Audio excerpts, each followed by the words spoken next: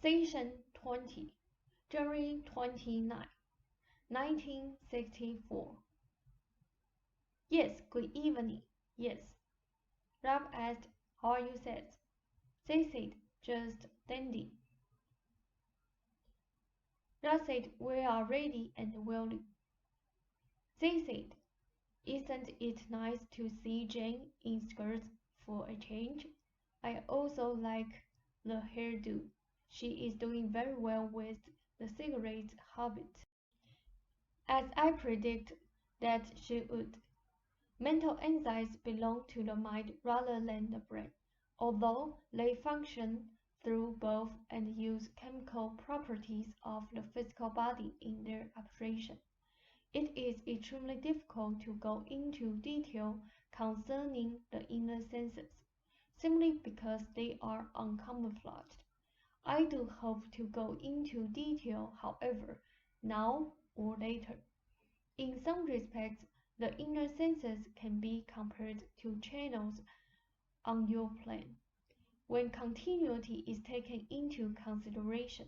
However, then, the analogy is a poor one, since the word channel seems to imply a more or less permanent opening, and this is not true.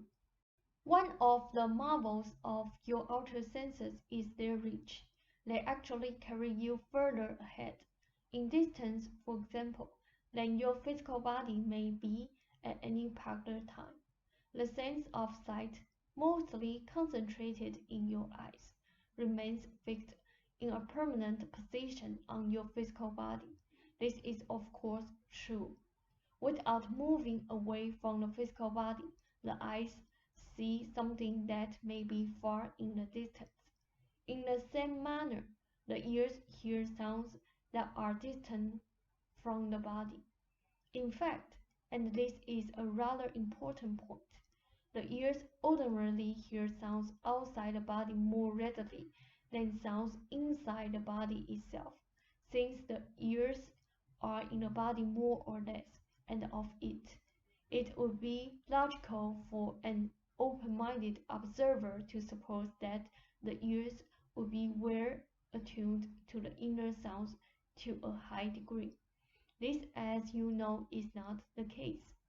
Your eyes, while belonging to the body, cannot see within the body. The ears can be trained to some degree by neurotic individuals into a sound awareness pertaining to the body itself. Breathing, for example, can be magnified to an almost frightening degree when one concentrates upon listening to his own breath. But as a rule, the ears neither listen to nor hear the inner sounds of the body. The sense of smell also seems to leap forward. A man can smell quite a stink, even though it is not right under his nose.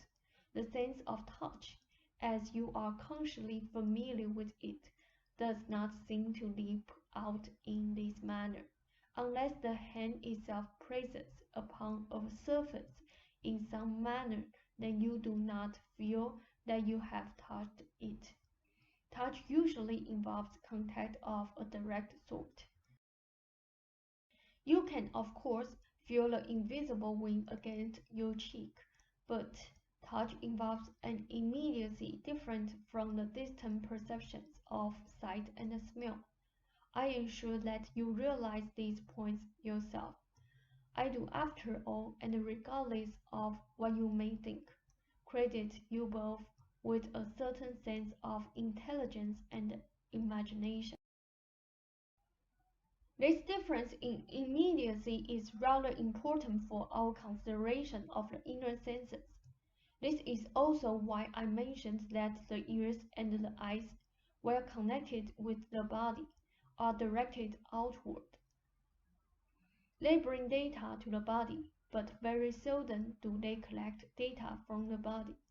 I am beginning to get into some material that is relatively difficult to explain, considering that I must take all of your camouflage patterns into consideration.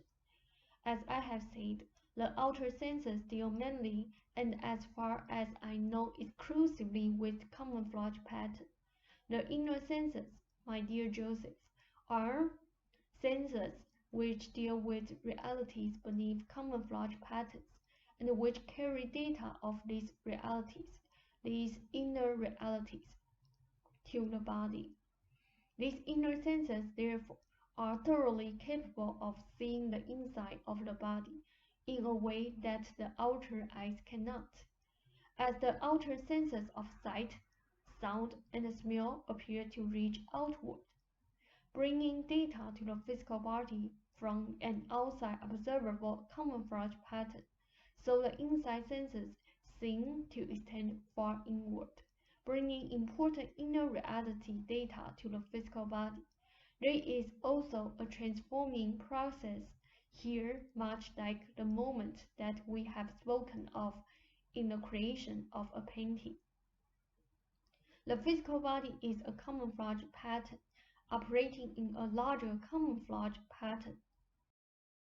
Looked at in another manner, are also transformers of the vital inner stuff of the universe, where this vitality is then enabled to operate under new and various conditions. I suggest that you take a short break, while I consider the most auspicious manner in which to go ahead with this material. I have been ready to speak further on the inner senses for some time now. Go ahead. The inner senses deliver data from the inner world of reality to the body. The outer senses deliver data from the outside world of camouflage to the body. However, the inner senses are aware of the body's own physical data at all times, while the outer senses are concerned with the body mainly in its relationship to camouflage environment. In other words, the inner senses have an immediate, constant knowledge of the body in a way that the outer senses do not. The material is delivered to the body, as I have said, from the inner world by means of these inner senses. This inner reality data is received by the mind. This is extremely important. The mind, being on camouflage, is the receiving station for the data brought to it by the inner senses. What you almost have here is an inner nervous and communication system closely resembling the outer systems with which you are familiar. I risk repeating myself, but I want these steps to be plain. This vital data is sent to the mind by the inner senses. Any material that is important for the body's contact with outer camouflage patterns is given to the brain. The subconscious, so-called, is a connective between mind and brain.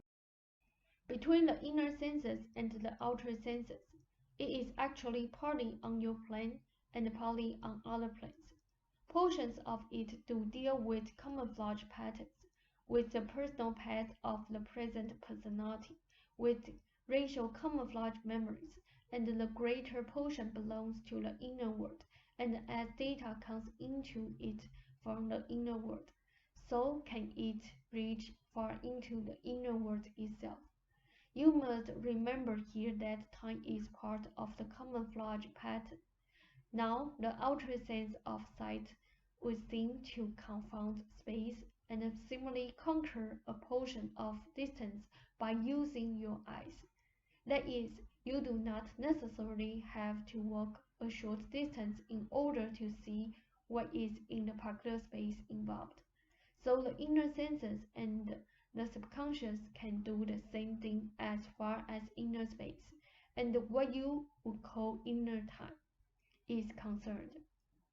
But this is not amazing, far from it. It only seems strange because you are so familiar with your precious camouflage patterns.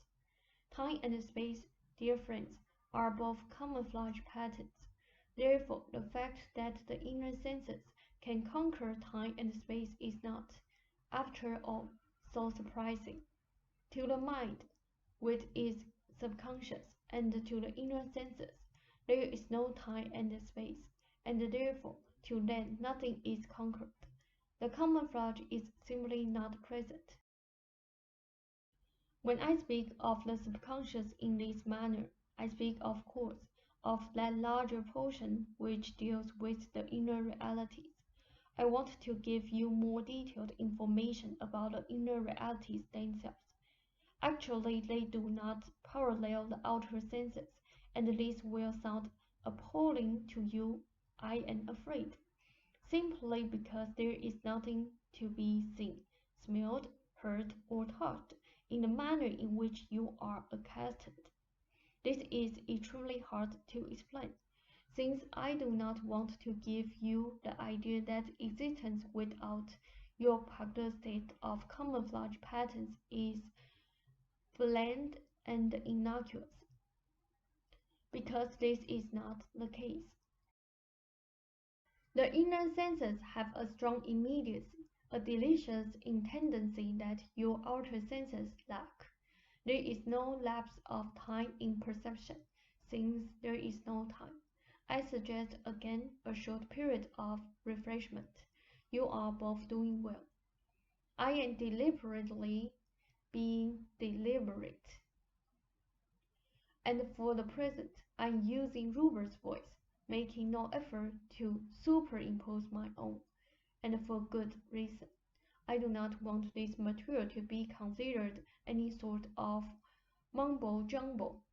It is not a cult in the terms that people often consider material that seems to come from a source beyond the individual who gives it.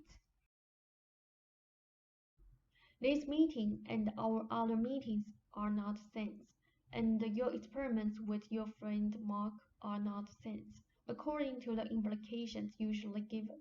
So-called sense, when they are legitimate, are similar exercises in the use of the inner sense. The cults that have built up around such happenings are ludicrous, and in some cases, unforgivable demonstrations of stupidity by well-meaning but embedded personalities. I dislike being so harsh and vindictive. However, on a few occasions, I have been involved, to my utter horror, on the other end of such performances. At a later date, I will tell you about this. It is not important, but it was distasteful. Superstition breeds superstition. As far as Jane's or Ruber's subconscious is concerned, I make contact with you through both of your subconscious, but through that larger portion which actually exists between planes, which is the property of the mind, not the brain, and which deals with the inner senses.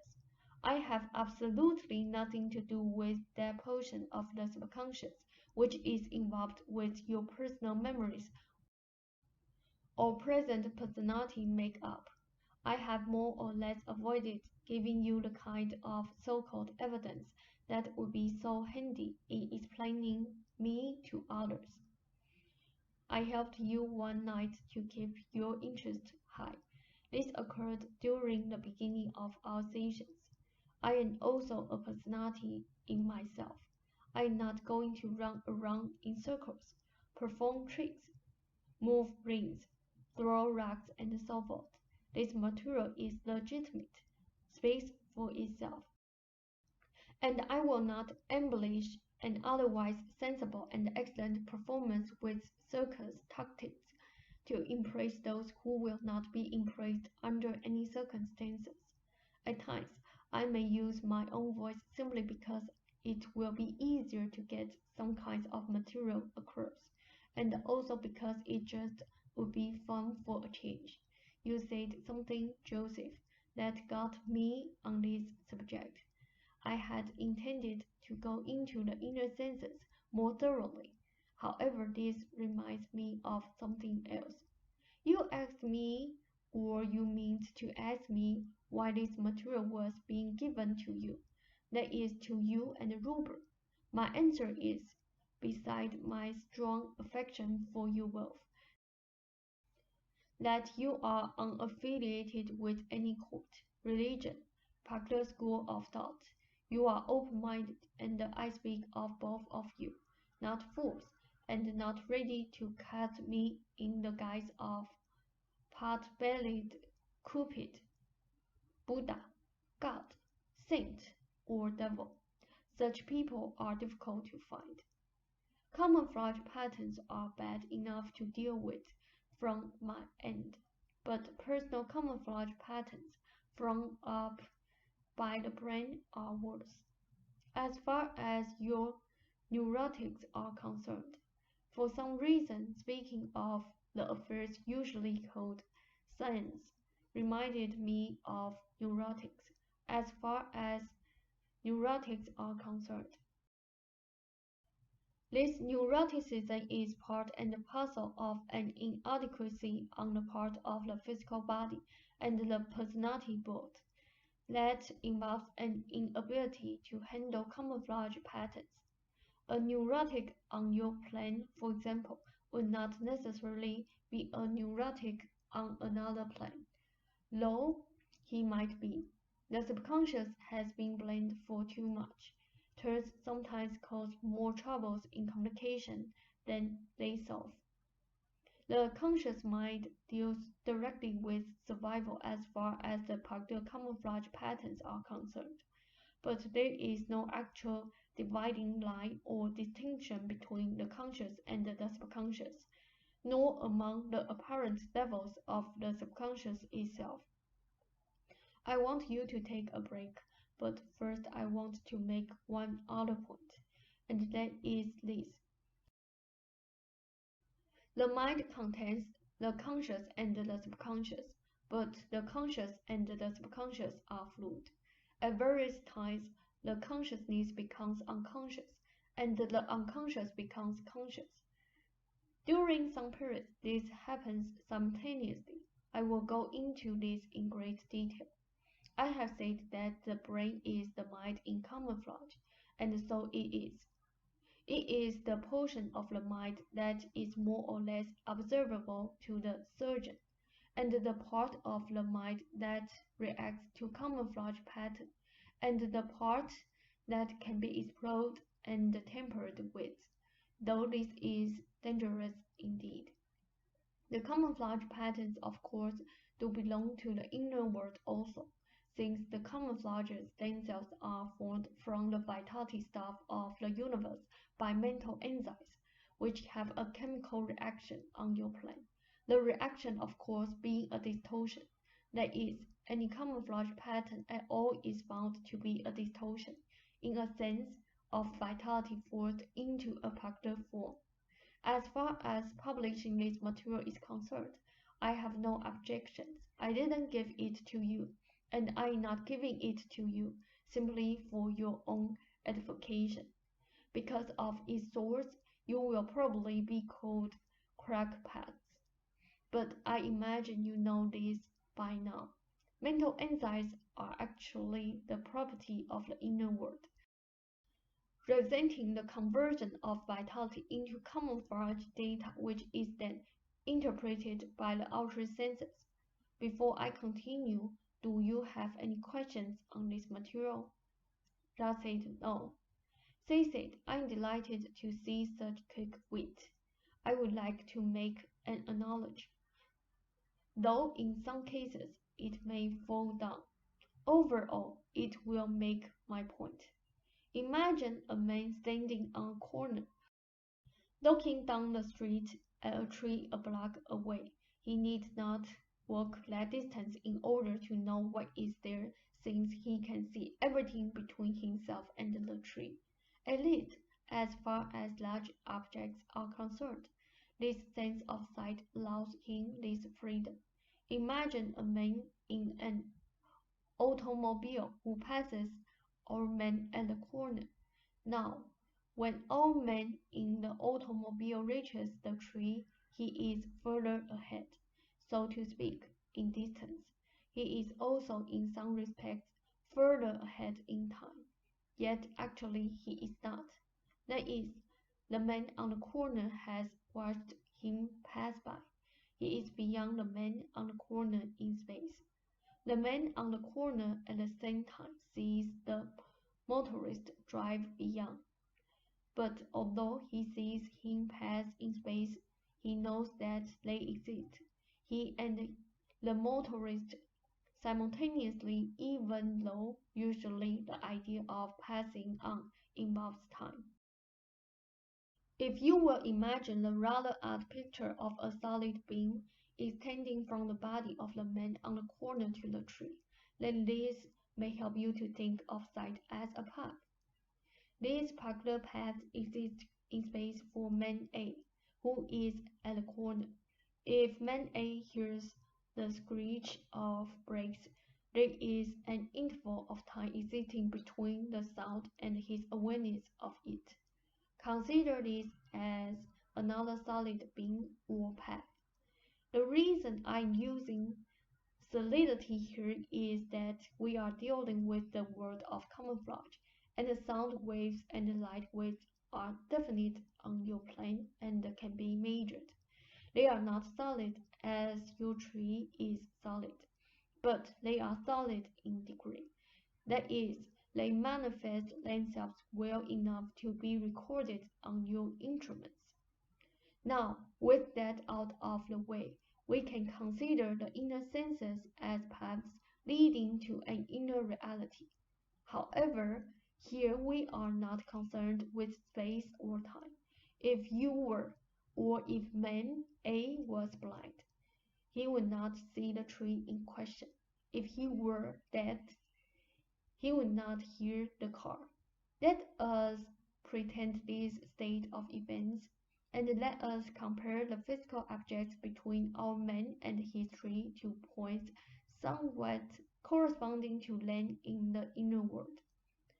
It would be as if instead of seeing the various houses or whatever, our man instead felt them.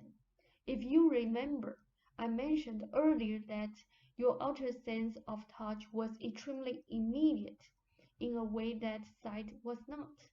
And I also gave you immediacy as one of the qualities of the inner senses. Now, our man would not vaguely sense these objects. He would feel them. He would be sensitive to them, in other words, while not touching them with anything like physical hands, as for example, you feel heat or cold without necessarily touching ice or fire. This is one of the qualities belonging to the inner senses. I will go into it more deeply, but you may call it the first inner sense. It involves immediate perception of a direct nature, whose intensity varies according to what is being sensed. It involves instant condition through what I can only describe as inner vibrational touch. This is, if you will excuse the pun, touchy, since I want to avoid any implication here of sloppy, sentimental emotionalism, and the word vibrational is not the best. This sense tree. So that instead of looking at the tree, his consciousness would expand to contain the experience of what it is like to be a tree, according to his proficiency.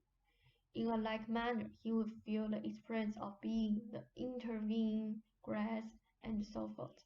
He would in no way lose consciousness of who he was, and he would perceive these experiences again, somewhat in the same manner that you perceive heat and cold. In your camouflage pattern, you must adapt yourself to the effects of heat and cold. But our man in the inner world would not be under any such obligation. I am speaking now only of our first inner sense. If you two are not too tired to continue the session for a short time, then rest for a moment and continue. I will not take the responsibility from you for keeping you from rosy night dreams. So when you are ready to end the session, simply say so. I'm not going to keep you too long this evening in any case. However, I do want to mention the fact that the inner senses, are capable of expansion and of focus in a way that the outer senses are not. They simply extend further, though I am speaking now in your terms rather than my own. And as to where the inner world actually is on your plane, I will go into that at our next session. The inner world, of course, is part of all planes. It is not so much that it exists simultaneously with the outer world, as that it forms the outer world and the outer world exists in it. When you receive more material on the inner senses, you can begin using them to a much higher degree than you do now. For those interested in inner reality, the inner senses can be utilized, of course, to explore and perceive portions of this inner reality. And the inner reality is, after all, what you are after.